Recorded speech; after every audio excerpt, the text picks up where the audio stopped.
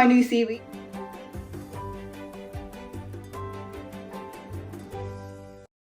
Based on The Bake Off, which is a great show and it's back on TV. Every week on The Bake Off they do a signature bake, so this series is going to be based on the signature bakes each week. This week was Cake Week on The Bake Off and they did mini rolls for the signatures. So I decided that I'm going to do my take on mini rolls and I came up with a tiramisu mini rolls. That is what we are going to learn to make today. Let's get straight into the recipe. We're going to start off by preheating our oven. So for the fan assisted oven, your temperature needs to be 180 degrees fan assisted, 200 degrees if you don't have a fan in your oven, gas mark 6, okay? Next thing we need to do is prepare our tins. So I'm going to use this baking tray that came with my oven. Okay, it's quite large, it's about the size of my oven. It's 16 by 12 inches. If you've got Swiss roll tins, they're a bit smaller than this, so you'll need to use 2 Swiss roll tins, okay? So they're about half the size of this tray, okay? So we're going to line our tin with some baking paper. Okay, so just cut enough so that it fits the size of your tray. So if your baking paper is not sticking to your tray, then just grease it a little bit and then you can put your baking paper onto your tray. To grease the baking paper, that's important because we don't want our sponge sticking to the baking paper. I feel a bit stressed. I've got a pastry brush and I've got some margarine just to grease my tray. You can use butter if you want to. You just want to make sure that your baking paper is greased really well. Our tray is ready, lined and greased really well. So once we've done that, we can just put that to the side. For the sponge, you want to get some unsalted butter. So we're going to melt the butter in the microwave. So I've got a heat-proof bowl here, which I'm going to put on top of my scale. And then we're going to weigh out 60 grams of unsalted butter. Melt that in the microwave, and the reason why I'm melting the butter first is because we want it to cool down when we use it in the sponge. So just stick it in for about a minute and that will melt it down. So melted butter is ready. Just put that to the side because it is quite hot. So we're going to start off with separating 4 large eggs, okay? So I'm doing whites in one bowl and yolks in the other bowl, okay? So we're going to separate all 4 of our eggs. And you can separate them however you normally do. I just normally do it by juggling between 2 shells. Just going to move our egg yolks away for a second and come back to them. So I'm just going to put them to the side for a moment. And we're going to focus on our egg whites, okay? So for our egg whites, we need to measure out some sugar as well. We're going to weigh out just our normal sugar, okay? So your normal white granulated sugar. We need 60 grams of that. So just get yourself a small bowl. And just weigh into there, 60 grams. Right, so you want to get your hand mixer ready or your stand mixer ready. For egg whites, we're going to whip them up now. So we're just going to add a pinch of salt into our egg whites. Pinch of salt. I'm going to start with the hand mixer, whip up the egg whites up to a soft peak. Here we go. Oh, it's not on. That always happens to me, I always forget to switch it on. And now it's on, let's do it. Right, so our egg whites have gotten to this stage where they're nice and frothy. So we're going to slowly start adding in our sugar gradually. So the 60 grams of granulated sugar. I'm just going to put it in a little bit at a time whilst I'm mixing until I've added it all in, and then whisking it until the egg whites form a stiff peak, okay?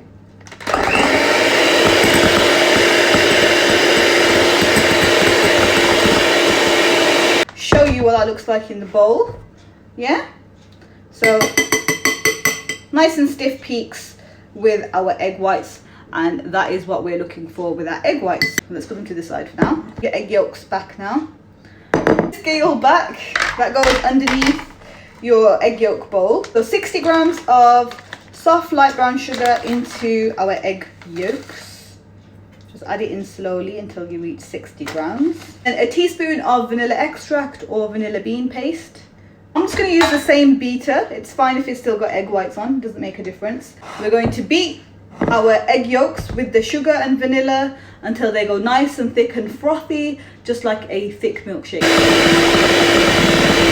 There we go. So it resembles a very thick looking milkshake, just like so, and that's what we are looking for. Bring your scale back. Rest my sieve on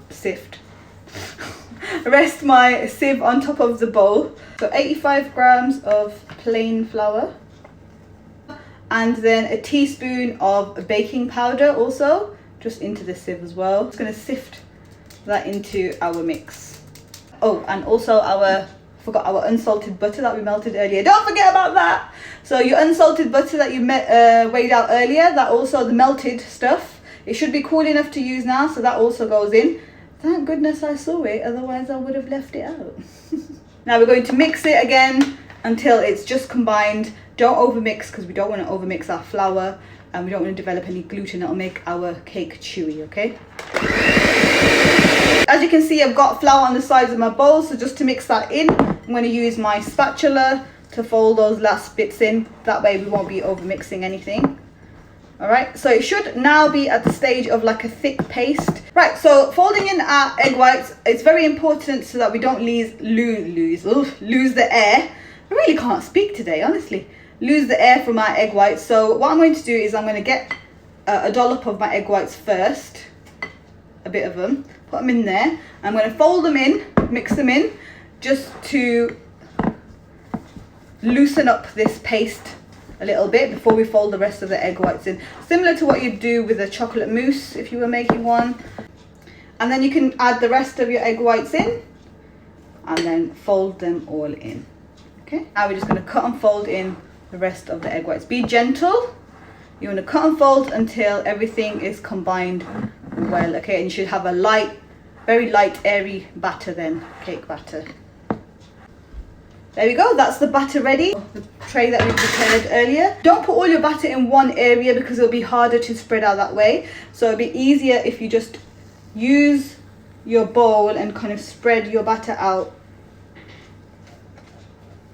An offset spatula, you can use your regular spatula and very gently, with like almost no pressure at all, evenly smooth out all the batter, okay? You want to try and not break and keep the air bubbles, so try and keep as many of that foaminess in the batter as you can, okay, to keep it nice and airy. But you want to ever so gently just make sure that the batter is spread evenly in your entire tray. Okay, so it should be nice and flat, nice and even. Then you bake it in your preheated oven. It's preheated to 180 fan, 200 no fan, gas mark 6. So that goes in for about 8 to 9 minutes, okay? Okay, so the sponge is in the oven and it's time to move on to the next component. There wouldn't be tiramisu without our coffee to soak the sponge in. I'm just going to boil some water in the kettle. Use a mug or a bowl, whatever you want to use. 300 milliliters of hot water is the same as 300 grams of hot water. So I'm just going to weigh it into our bowl here. And add in 2 big tablespoons of instant coffee. And if you've got espresso powder, you can use that as well. So there we go. Just mix that until your coffee is dissolved into your water. I'm going to put that to the side to let it cool down, and once it's cooled down we'll use it to soak our sponge in later on. So that sponge is done, okay? So it should look like this once it's baked. Alright, we're just going to allow it to cool before we do anything else to that, okay? Alright, so for the filling we need 200 grams of cream cheese or soft cheese. Cream cheese. Weigh it into a clean bowl. So to the cream cheese we're going to add some icing sugar to sweeten it up, okay, which is about 50 grams of icing sugar. A teaspoon of vanilla extract or vanilla bean paste. This is almost finished. I'm going to whip it until it's nice and smooth and the icing sugar has dissolved into the cream cheese like that. Go ahead and add 300 milliliters of double cream. This pot actually is 300 milliliters, so I'm going to put the whole pot in. Don't need to weigh it out. If you've got a bigger pot, then just weigh it out. And you're going to whip that up again until it just becomes stiff. Now it's important not to over whip it because it will go too loose, and the last thing you want is a loose filling in your mini rolls. You want a filling that is nice and stiff, that holds its shape but obviously spreadable as well. So just want to whip it just until it starts holding its shape, okay? It's nice and stiff, it's started to hold its shape. Okay, and that is what you are looking before. So our filling ready. Obviously our sponge is not cooled enough yet. So we're going to cool our sponge down and then we're going to put the filling in. So let's put the filling to the side for now. We're almost at assembly point now. Almost there. So you want to lay out a piece of clean baking paper, same size as your sponge is. Your tray should be cool enough now to just basically invert it carefully over. And now you want to slowly and gently remove the baking paper that is on the bottom of your sponge. Gently peel it away. Obviously if you greased it properly, it shouldn't be a problem. You should be able to peel it away quite easily, as long as your sponge is not dry, over baked as well. It should come away fairly easily without removing too much of your cake. Obviously if you're going to make a big Swiss roll, you could just use it as it is and fold it up and it'll make you a nice giant tiramisu Swiss roll. That's an option. But we're going to make mini rolls. So for the mini rolls, we're going to cut the sponge. I'm going to cut it in half and I'm just going to use scissors because it's going to be easy to cut through the baking paper and the sponge as well. Just cut your sponge in half. You've cut it in half with the baking paper with it. This time, just turn it round. The shorter side, we're going to cut it in half again.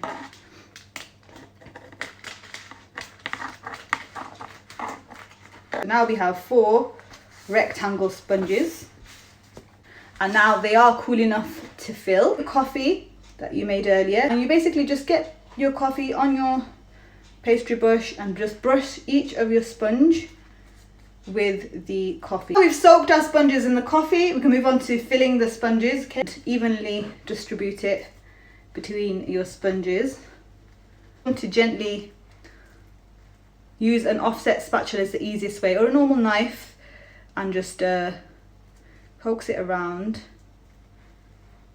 And I'm just going to grate an even layer of dark chocolate. Generally in tiramisu you'd have layers of cocoa. It's just traditional to have it. Now to roll up our sponges, so we're going to roll them long side. Okay, so you start off by just pinching the edge. Now the sponge is going to be a little bit wet, so just be gentle, but it will still roll very easily because it's not soaked all the way through.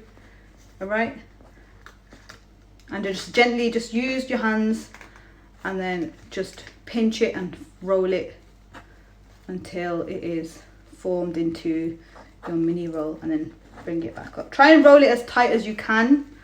Okay, keep your fingers as tight as possible when you're rolling your mini roll, because you really want that spiral to show. Repeat that with every single sponge.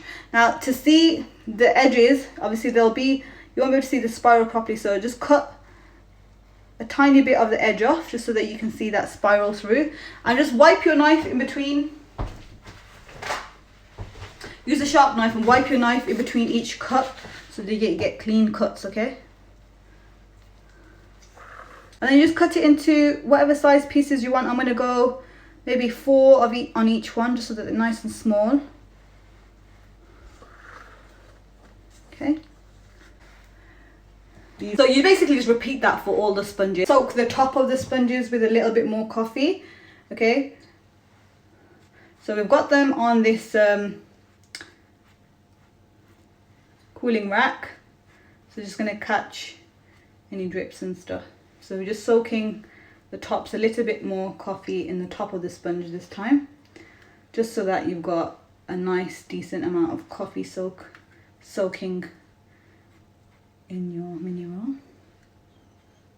Put some cocoa powder in a sieve and then dust the tops with some cocoa powder. Just like you would dust the top of your tiramisu with cocoa powder. Practice ones, my swirls came out like this. So much neater. I don't know why they're not turning out like that now, but my practice ones, the swirls were really neat. Basically should taste like a tiramisu when you eat it. Should be a soaked sponge with your cream cheese, cream filling, coffee, chocolate. Oh my god. That is so good. I don't mean to be tooting my horn, but I think Paul Hollywood would like that. It tastes just like a tiramisu, but it's in the form of a mini roll, guys. So that's it. So that's my take on the signature bake from the Bake Off. If I was on the Bake Off, I would have made tiramisu mini rolls. I hope you enjoyed the recipe. Hey guys, take care of yourselves, take care of your families. Assalamu alaikum warahmatullahi wabarakatuh. Bye everyone.